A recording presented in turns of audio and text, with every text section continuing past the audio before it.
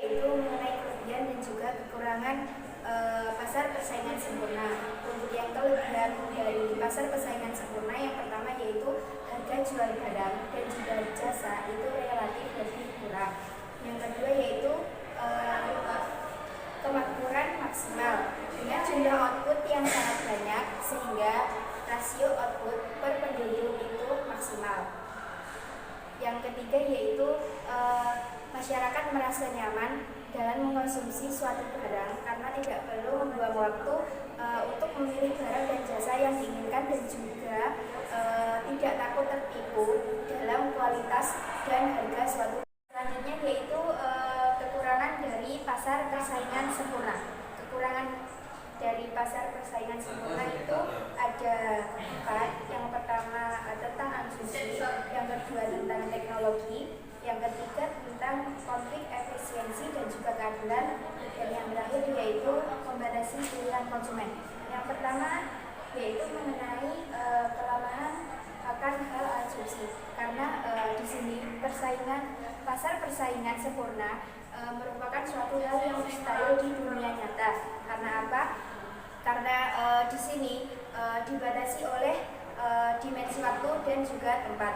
Yang kedua yaitu kelemahan akan mengembangkan teknologi. Model pasar persaingan sempurna menyatakan bahwa keseimbangan dalam jangka panjang akan tercapai dan setiap perusahaan memperoleh laba normal.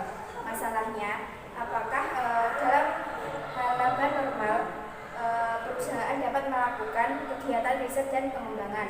Padahal kegiatan riset dan pengembangan amat dibutuhkan untuk memperoleh teknologi produksi yang meningkatkan efisiensi produk. Yang ketiga yaitu konflik efisiensi keadilan. Nah, pasar persaingan sempurna di sini itu lebih menekankan kepada efisiensi, tetapi dalam hal ini itu dapat menimbulkan masalah jika diterapkan dalam kehidupan nyata. Misalnya saja di perusahaan negara berkembang dan juga negara yang sudah maju. Tentunya di negara berkembang di sini itu industri kan masih amat muda atau dalam tahap pengembangan. Jadi dalam hal produksi biaya produksinya di suatu negara berkembang itu lebih tinggi dibandingkan dengan negara yang sudah maju. Nah, kemakmuran dan kesejahteraan rakyat di negara sedang berkembang tidak akan meningkat dibandingkan di negara maju. Maka muncul masalah ketidakadilan. Pengertian pasar persaingan sempurna. Pasar persaingan sempurna sering pula disebut sebagai pasar persaingan murni. Pasar persaingan sempurna merupakan salah satu pasar yang terdiri dari banyak pembeli dan penjual secara individual atau perorangan, tidak dapat mempengaruhi harga pasar.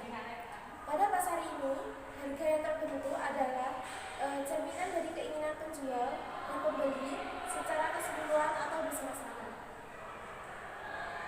Namun demikian, walaupun pasar persaingan yang ini tidak dapat terwujud di dalam praktek, adalah sangat penting untuk mempelajari tentang cara kegiatan perusahaan dalam persaingan sempurna.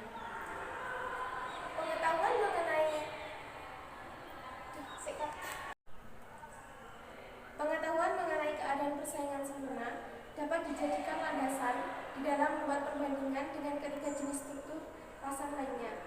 Di samping itu, analisis ke atas pasar persaingan sempurna adalah suatu permulaan yang baik dalam mempelajari cara-cara perusahaan dalam menentukan harga dan kondisi di dalam usaha mereka untuk mencari keuntungan yang maksimum. Yang kedua adalah ciri-ciri pasar persaingan sempurna. Pasar persaingan sempurna memiliki beberapa ciri-ciri sebagai berikut. Yang pertama itu adalah terdapat banyak pembeli dan penjual dari produk. Jadi di dalam persaingan sempurna itu tidak ada batasan berapa banyak pembeli dan penjual dari produk. Yang kedua adalah produk yang homogen. Jenis komoditas yang dijual pada jenis pasar ini sama, karena semua komoditas yang ditawarkan adalah homogen. Maka dalam menentukan pembelinya, konsumen tidak tergantung pada siapa yang menjual komoditas tersebut, melainkan pada tingkat harga komoditas tersebut. Yang ketiga adalah pengetahuan yang sempurna. Para pelaku ekonomi, baik konsumen ataupun produsen, memiliki pengetahuan sempurna tentang harga produk dan input yang dijual. Yang keempat adalah keleluasaan keluar masuk pasar. Maksudnya di sini itu pasar tidak ada yang membatasi siapa saja yang boleh keluar dan boleh masuk. Ada memaksimumkan keuntungan jangka panjang. Yang pertama adalah keuntungan jangka panjang. Jadi di dalam jangka panjang itu perusahaan-perusahaan itu tidak mungkin memperoleh keuntungan yang luar biasa atau yang melebihi normalnya. Keuntungan luar biasa itu akan menarik perusahaan-perusahaan baru untuk masuk ke dalam industri tersebut. Dalam keadaan di mana perusahaan mengalami kerugian adalah merupakan keadaan yang sementara. Jadi kerugian itu mendorong beberapa perusahaan itu untuk mengundurkan diri dari industri tersebut. Nah, hal tersebut menunjukkan bahwa di dalam jangka panjang perusahaan-perusahaan dalam persaingan sempurna cenderung untuk memperoleh keuntungan normal saja. Yang kedua adalah pemaksimuman jangka panjang. Dalam jangka panjang ini, semua input adalah variabel. Keadaan ini bisa dianggap stek perencanaan sebelum perusahaan masuk ke dalam suatu industri. Perusahaan masuk dalam suatu industri ini akan memutuskan fasilitas produksi sebesar apa yang harus dibangun. Misalnya jumlah optimal dari fixed cost.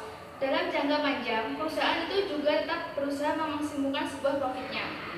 Yaitu pemaksimuman keuntungan jangka pendek. Ya.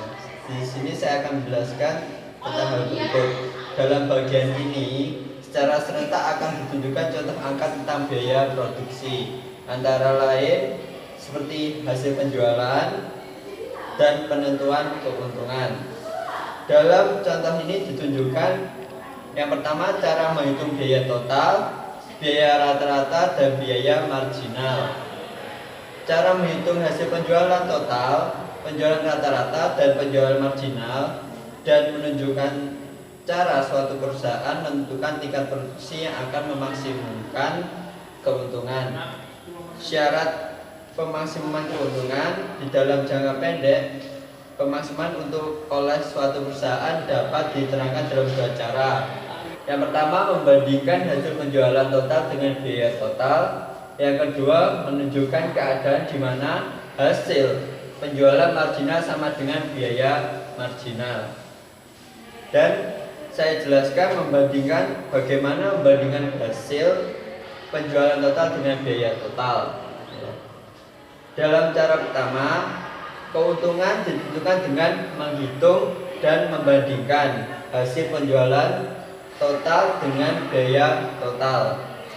Keuntungan adalah perbedaan antara hasil penjualan total yang diperoleh dengan biaya total yang dikeluarkan. Keuntungan akan mencapai biaya maksimum apabila perbedaan di antara keduanya adalah maksimum.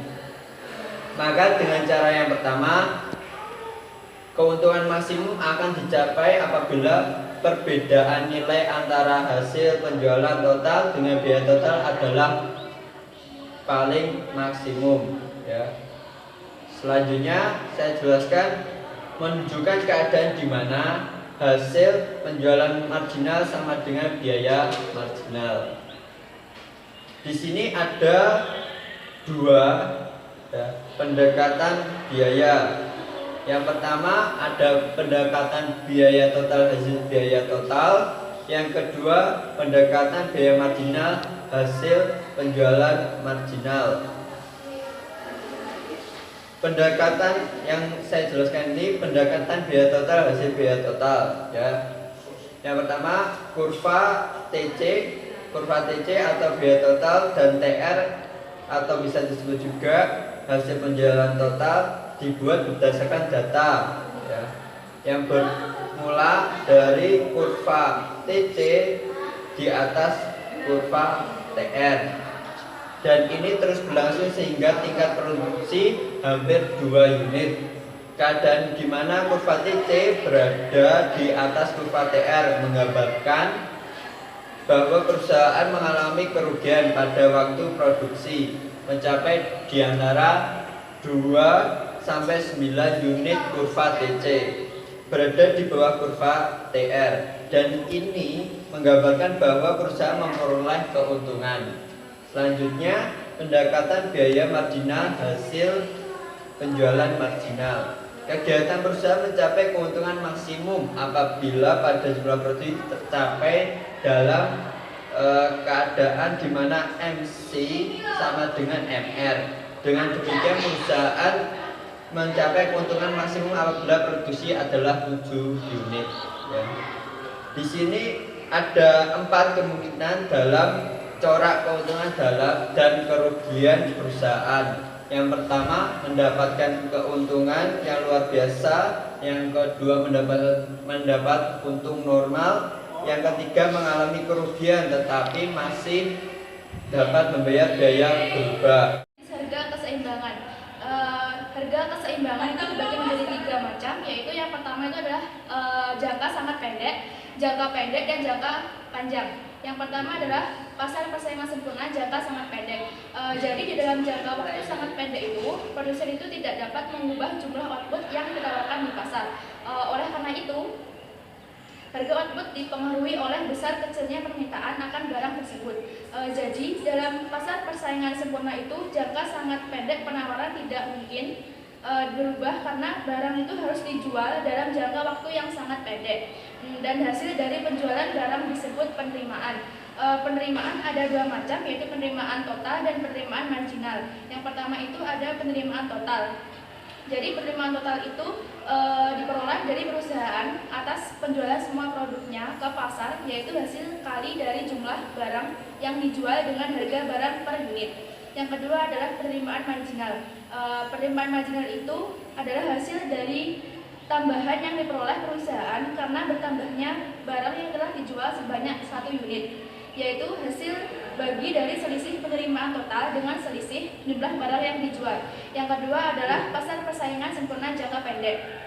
Jadi tujuan dari sebuah perusahaan biasanya itu adalah untuk memaksimalkan laba. Laba maksimum akan diperoleh produsen jika harga output sama dengan penerimaan marginal sama dengan biaya marginal. Namun pada kenyataannya itu, perusahaan tidak akan selalu mendapatkan keuntungan pada setiap kegiatannya. Walaupun perusahaan itu akan berusaha untuk memaksimalkan keuntungannya, dalam jangka pendek terdapat 4 kemungkinan dalam corak keuntungan atau kerugian perusahaan, yaitu yang pertama itu ada mendapat untung luar biasa. Jadi untung itu melebihi normal. Yang kedua adalah mendapatkan untung normal. Yang ketiga adalah mengalami kerugian namun masih dapat membayar biaya berubah. Yang keempat ada mengalami kerugian dan menutup atau membubarkan perusahaan. Jadi apabila sebuah perusahaan tersebut masih bisa membayar biaya berubah, maka perusahaan tersebut masih terus melakukan proses produksi. Kondisi pulang pokok terjadi apabila dengan tingkat dan kuantitas tertentu perusahaan masih belum mendapat keuntungan. Yang ketiga ada pasar persaingan sempurna jangka panjang. Dalam pasar persaingan sempurna jangka panjang, perusahaan itu dimungkinkan menyesuaikan seluruh inputnya agar sesuai dengan kondisi pasar.